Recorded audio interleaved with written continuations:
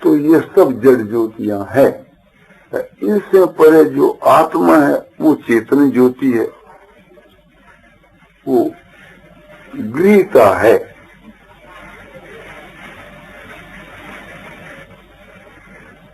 ग्रहण से भी बढ़कर, यानी इंद्रियां, मन, बुद्धि, इनसे भी बढ़कर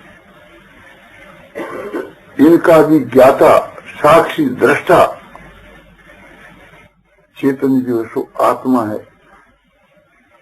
तो ज्योति सामपि तज्ज्योति, और वो आत्मा का भी आत्मा, चेतन का भी चेतन, यानी जो जीवात्मा है उनसे भी श्रेष्ठ है।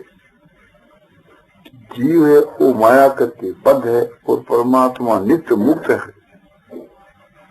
तो ज्योतियों का ज्योति है। तम जो है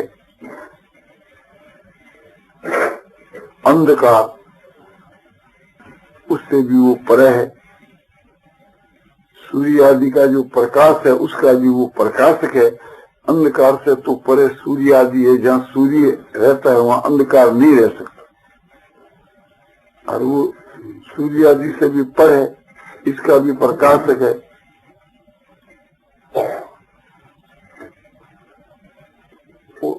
तब माने अज्ञान, वो अज्ञान से भी पर है, क्योंकि अपने बुद्धि की वृत्ति रूप जो ज्ञान है उसका भी वो प्रकाशक है। ज्ञान से भी वो पर है, वो ज्ञान से भी पर है परमात्मा। तम माने अविद्या, वो अविद्या से भी पर है, क्योंकि अविद्या जो है प्रकृति माया, जिस वो जड़ है और वो चेतन है, आत्मा है। इसलिए तम से परमुच्यते, तम से वो परे कहा गया। कैसा कि ज्ञानम, वो ज्ञान स्वरूप है, बुद्धि की वृत्ति रूप ज्ञान नहीं। ज्ञान माना चेतन, और ये भी है जानने के योग होने से ये है। जानने का फल जो है उसका वास्तविक स्वरूप है। जैसे भगवान कहते हैं ज्ञेयं यत् तत्प्रवक्ष्यामि यज्ञात्वा अमृतमश्नुते। सूक्ष्म और शुद्ध हुई बुद्धि के द्वारा जो जानने में आवे, ऐसा जो ब्रह्म का स्वरूप है उसकी मैं व्याख्या तेरे प्रति कहूंगा, जिसको तू जान करके और अमृत को प्राप्त हो जाए। अमृत क्या है कि परमात्मा का वास्तविक शुद्ध स्वरूप, प्रापणीय वस्तु। एक तो ब्रह्म का स्वरूप वो है कि बुद्धि ग्राह्य, बुद्धि के द्वारा जाना जा सके, और एक वो कि उस बुद्धि के द्वारा जाना जाए उसका फल, तो वो है ज्ञेय जो जानने में आवे। सूक्ष्म और शुद्ध हुई बुद्धि के द्वारा, अचल बुद्धि के द्वारा जो जानने में आवे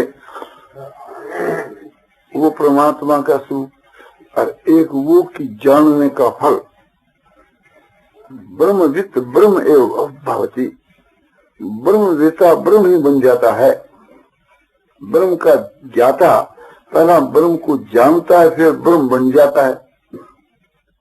तो जानने में आने वाला जो ब्रह्म का स्वरूप है वो ज्ञेय, और जाना जावे वो तत्व ज्ञान से। इस वास्तव का ज्ञान गम्यम, ज्ञान के द्वारा, तत्व ज्ञान के द्वारा, ब्रह्म ज्ञान के द्वारा जाना जावे। ब्रह्म ज्ञानी, ब्रह्म वेता, जिस ब्रह्म को जानते हैं और जान करके फिर वे ब्रह्म ही बन जाते हैं, ब्रह्म को प्राप्त हो जाते हैं, इसलिए उसको ज्ञान गम्यम। और सबके हृदय के बीच के मां स्थित है तो सब जगह, किंतु हृदय में उसकी उपलब्धि होती है, प्राप्ति होती है, उसका अनुभव होता है, इसलिए हृदय में स्थित बतलाया। सर्वस्व चाहं हृदि सन्निविष्टो। गीता अध्याय 10:20 में कि अर्जुन सबके हृदय में स्थित मैं सबकी आत्मा हूं। तो परमात्मा ही सबकी आत्मा है। आत्मा व्यष्टि चेतन और परमात्मा समष्टि चेतन। ये जो आत्मा की चेतनता है उससे भी उसका स्वरूप अलौकिक, विलक्षण। ज्ञाता ज्ञान की जानने में आने वाले पदार्थ ज्ञे और जिसके द्वारा जाना जाए उसे बुद्धि की वृत्ति का नाम ज्ञान, और जानने वाला चेतन जो आत्मा है वो ज्ञाता।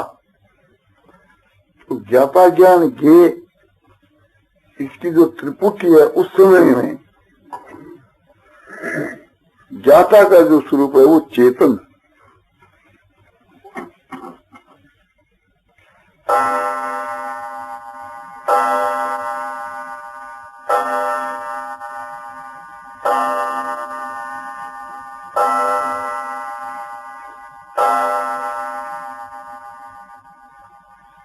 तो ज्ञाता ज्ञान ज्ञेय त्रिपुटी के समय जो ज्ञाता है चेतन वो आत्मा है।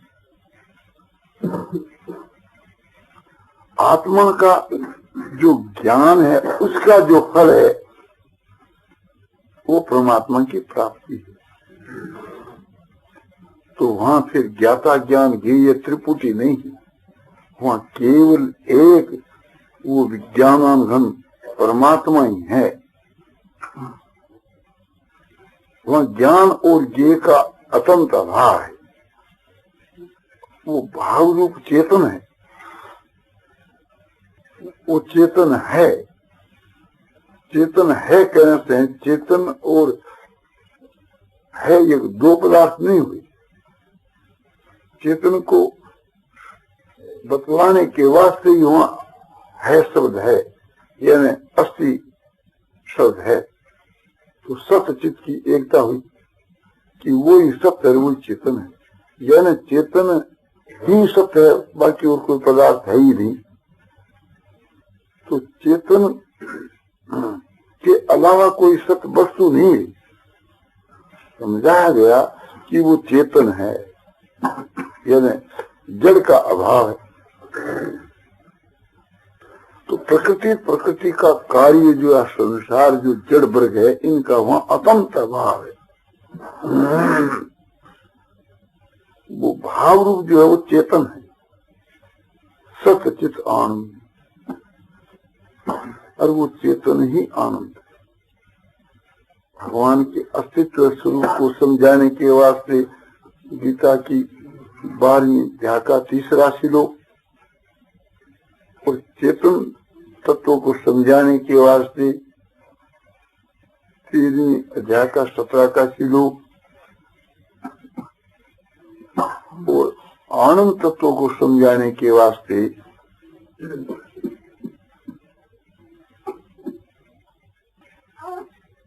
5वीं अध्याय का 21 और 6वीं अध्याय का भी 21 का श्लोक, 5वीं का भी और 6वीं। बाज सप्रशेष असक्त आत्मा बिंदित आत्मन यत् सुखम स ब्रह्म योग युक्त आत्मा सुख मक्ष मश्नुते। बाहर के पदार्थों में जो आसक्ति रहित पुरुष है, यानी संसार में जिनकी आसक्ति नहीं रही है, ऐसा जो बीत राग अनासक्त जो पुरुष है, संसार से जो अतंत विरक्त हो गया है, ऐसा पुरुष, उसको कहते हैं बाध असक्त आत्मा। परमात्मा से बाहर जितने पदार्थ है उनमें किसी में जिसकी आसक्ति नहीं है, यहाँ से लेकर के ब्रह्म लोक के पदार्थों भोगों तक, लोकों तक जिसकी किंचित मात्र कहीं भी आसक्ति नहीं रही, ऐसा पुरुष बिंदती आत्मन यत् सुखम। आत्मा में सुख का अनुभव करता है, आत्मा को सुख के रूप में देखता है, आत्मा ही आनंद है, इस प्रकार से अनुभव करता है। आत्मा को सुख के रूप में अनुभव करना ये साधन अवस्था है, ध्यानावस्था है। आत्मा ही आनंद है, इस प्रकार से जी आत्मा में ही सुख देखता है, आत्मा को ही सुख समझता है। स ब्रह्म योग युक्त आत्मा, वह है ब्रह्म योग युक्त आत्मा पुरुष। ब्रह्म जो परमात्मा, उसमें जो एकता, उसका नाम योग, ब्रह्म योग। उस एकता में जिसकी आत्मा युक्त है वह ब्रह्म योग युक्त आत्मा, यानी ब्रह्म के स्वरूप के मां जिनकी आत्मा एक ही भाव से स्थित हो गई है, यानी ब्रह्म के स्वरूप के बीच में जिसका ऐसा निश्चय हो गया है कि मैं ही ब्रह्म हूं, उसको कहते हैं ब्रह्मभूत। ब्रह्मभूत, ब्रह्मभूत प्रसन्न आत्मा न शोचती न कांक्षती, समस्त देशु भूतेषु मद भक्ति लभते पराम। ब्रह्मभूत जो पुरुष है, ऐसा पुरुष न शोक करता है न कोई चीज की आकांक्षा करता है, वहां शोक और इच्छा का अत्यंत अभाव है। और ब्रह्म को सब जगह के वहां सम भाव से अनुभव करता है, ब्रह्म के सौर किसी का भी अनुभव नहीं करता। ऐसा पुरुष पराभक्ति को, माने ब्रह्म ज्ञान को प्राप्त हो जाता है, उसको ब्रह्म का ज्ञान हो जाता है। भक्त्या माम भी जाना थी यावान यश्चास्मि तत्वतो ततो मां तत्वतो ज्ञात्वा विस्ते तदनंतरम। उस पराभक्ति यानी ज्ञान से भगवान कहते हैं, परमात्मा कहते हैं, मुझ परमात्मा को अच्छी प्रकार से वो जान जाता है। जैसा मैं हूँ, जितना हूँ, जिस प्रकार का हूँ, इस प्रकार को यथार्थ रूप से मुझ ब्रह्म को वो जान जाता है।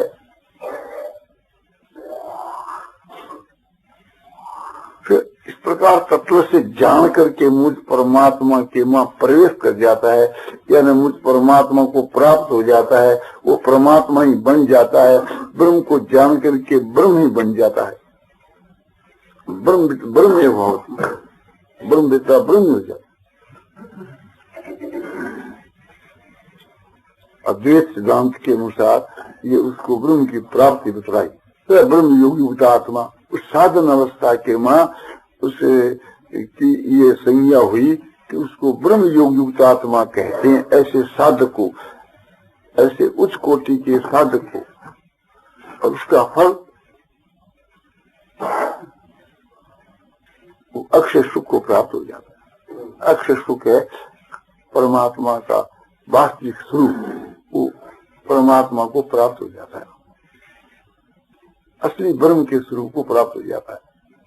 जो निर्विशेष जो ब्रह्म है, गुणातीत जो ब्रह्म का स्वरूप है, उसको प्राप्त हो जाता है, यानी वो ब्रह्म बन जाता है। ये गीता की 5वीं अध्याय का 21वां श्लोक। इसी प्रकार 6ठे अध्याय के 21वें श्लोक में सुख के नाम से उस आनंद में परमात्मा का लक्ष्य कराया गया। सुख मातंति कर्मीय तद बुद्धि ग्राजमतीन्द्रियम येति यत्रण चैवायं स्थितश्चलति तत्वतः।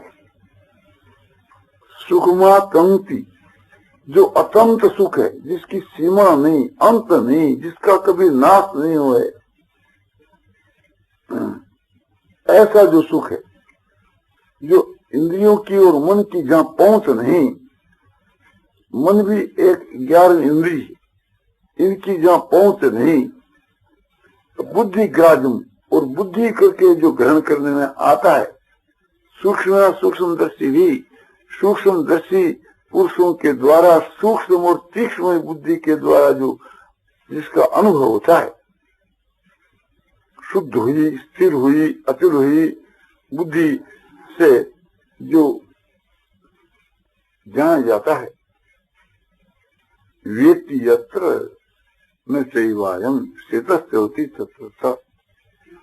जिस अवस्था में, जिस काल में, जिस समय में ये साधक पुरुष उस परमात्मा के स्वरूप का अनुभव करता है, व्यक्ति माने जानता है, अनुभव करता है, जिस काल में, फिर उस परमात्मा तत्व से ये कभी विचलित नहीं होता, फिर कभी वहां से लौटकर वापिस नहीं आता, उस परमात्मा को सदा के लिए प्राप्त हो जाता है।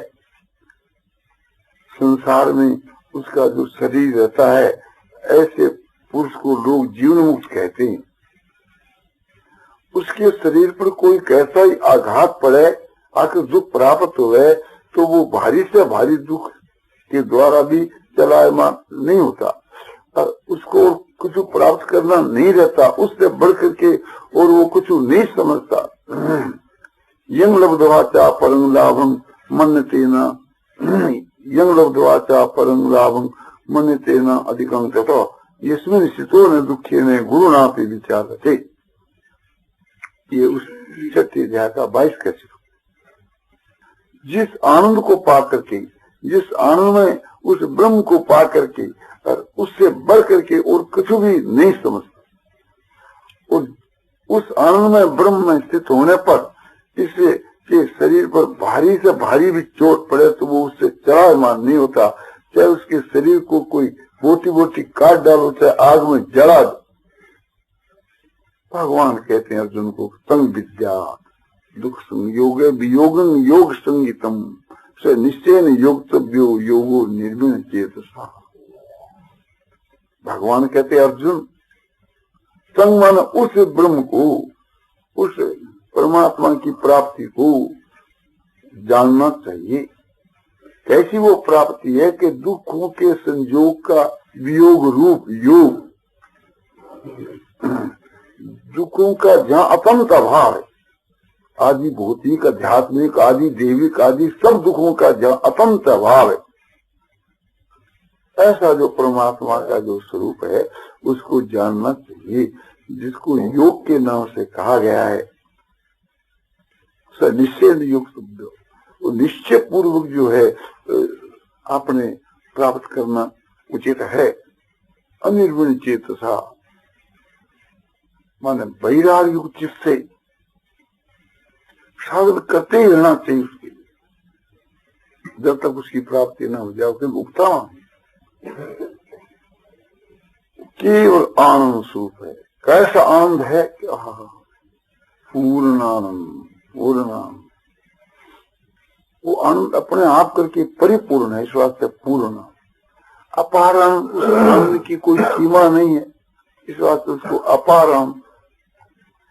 शांत आनंद, वो शांति स्वरूप है, उसमें कोई विक्षेप नहीं है, कोई संकल्प नहीं, कोई विकार नहीं, कुछ भी नहीं, शुद्ध है। इस वास्ते शांत आनंद।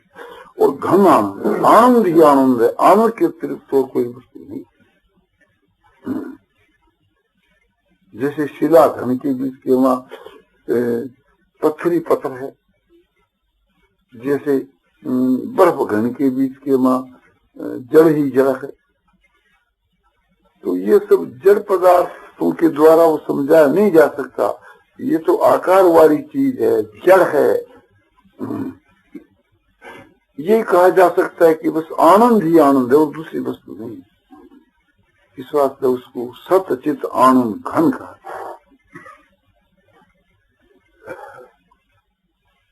अचल आनंद, वो कभी देश काल से विचलित नहीं होता, देश काल से उसका अभाव नहीं होता, वो सब जगह सदा ही रहता है और है वो भाव रूप। इस वास्ते ध्रुवान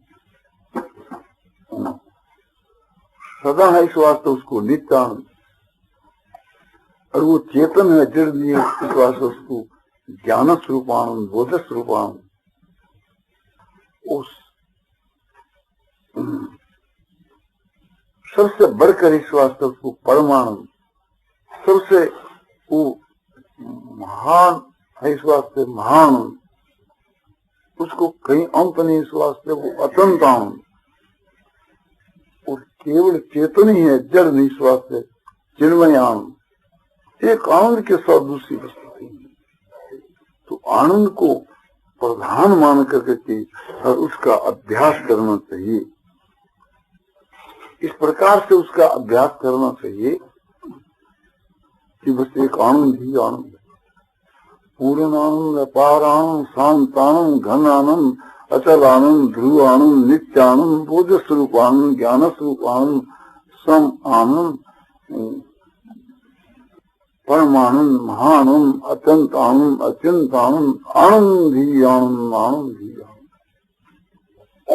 इस तरह से मनन करते करते करते करते मन एकदम ब्रह्म रूप हो जाता है, पदरूप हो जाता है, आनंद रूप हो जाता है, आनंद के वहां गल जाता है, आनंद ही बन जाता है। तो इस प्रकार के विशेषणों से जो विशेष वस्तु जानने में आती है, परमात्मा का जो ज्ञेय रूप, बुद्धि ग्राह्य रूप जानने में आता है, जहाँ ज्ञाता ज्ञान ज्ञेय तीन पदार्थ रहते हैं, तो वहाँ ज्ञेय तो ब्रह्म है और ज्ञाता साधक है और ज्ञान बुद्धि की वृत्ति है। जहाँ ज्ञाता ज्ञान ज्ञेय, उस ज्ञेय का ज्ञाता बुद्धि के द्वारा ध्यान करता है, तो उस ज्ञेय की संज्ञा तो ध्येय हो जाती है और साधक की संज्ञा ध्याता हो जाती है।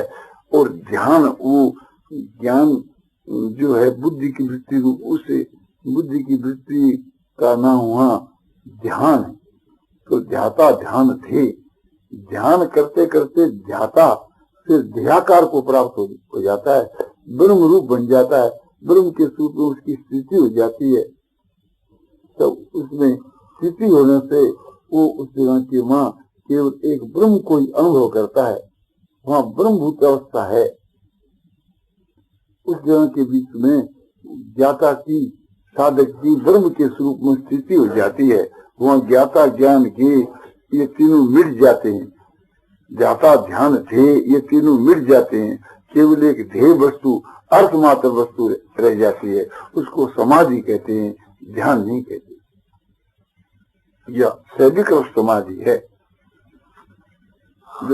विकल्प मिट जाता है, आगे जाकर के समाधि की स्थिति में स्थित होने से परमात्मा के ध्यान का फल समाधि है। समाधि में स्थित होने से उसका जो विकल्प है, बुद्धि के द्वारा जो ब्रह्म का स्वरूप जो एक माना गया था, समझा गया था, और उसके बीच के मां उस रूप को वो साधक प्राप्त हुआ था, वो जो उसकी मानता उनका जो ब्रह्म का स्वरूप है, वो बुद्धि रूप ब्रह्म का स्वरूप सब वहाँ समाप्त हो जाते हैं। वहाँ विकल्प क्या रहता है कि शब्द अर्थ और ज्ञान, ब्रह्म का नाम और ब्रह्म का स्वरूप और ब्रह्म का ज्ञान।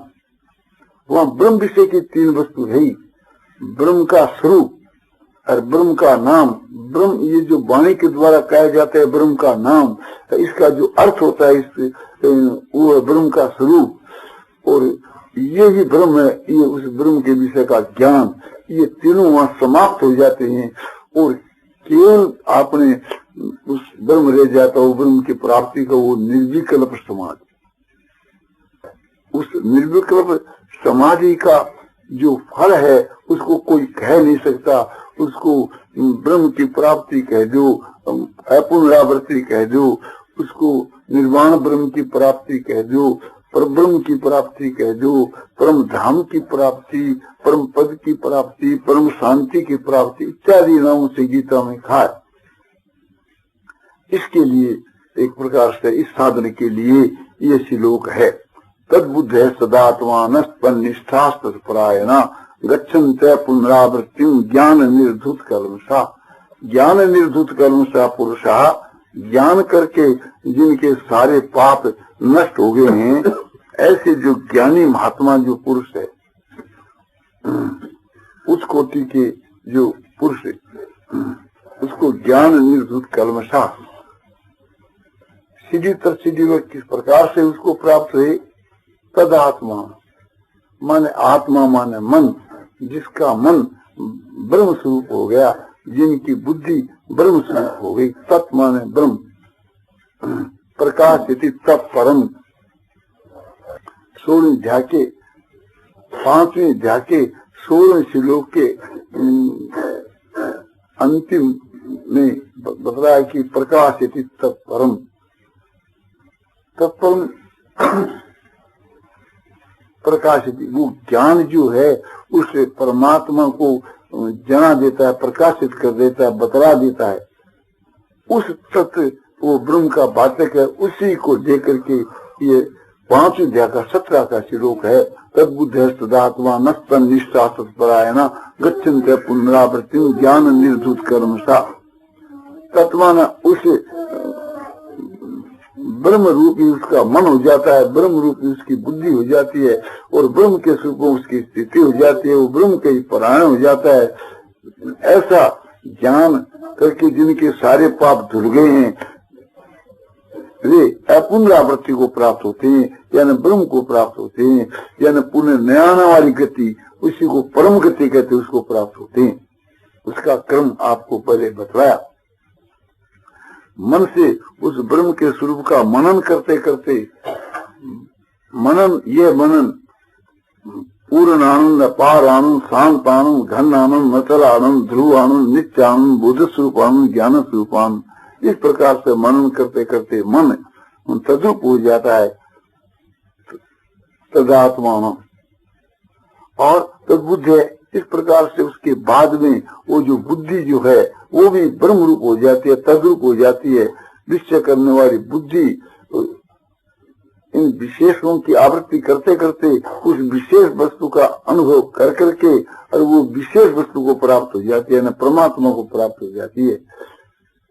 तब समझो कि ध्याता ध्यान ध्येय त्रिपुटी मिल जाती है और केवल एक ध्येय वस्तु परमात्मा ही रह जाते हैं, उसमें उसकी स्थिति हो जाती है। उत्पन्न निष्ठा, उस परमात्मा के स्वरूप में निष्ठा या स्थिति, और फिर उसके बाद में तत्परायण है, वो फिर आगे जाकर परमात्मा ही बन जाता है। वो फिर लौट कर वापिस नहीं आता, वो अपुनरावृत्ति पुनः न आने वाली गति को प्राप्त हो जाता है। नारायण नारायण नारायण।